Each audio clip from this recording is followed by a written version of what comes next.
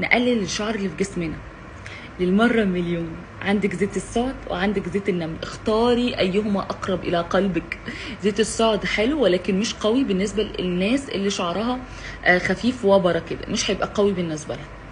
زيت النمل لجميع انواع الشعر بيمشي وقوي جدا وحلو، بس اغلى كتير من زيت السعد.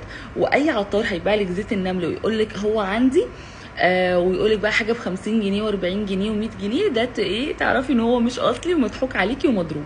خلاص زيت النمل غالي يا جماعه.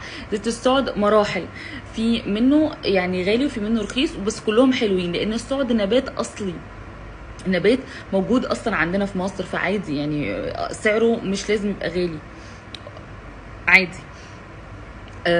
ازاي بقى تستخدمي زيت السعد او زيت النمل؟ هتلاقي الفيديو عندي على اليوتيوب تفاصيل التفاصيل، يعني هتزهقي مني من كتر ما رغيت في التفاصيل اصلا.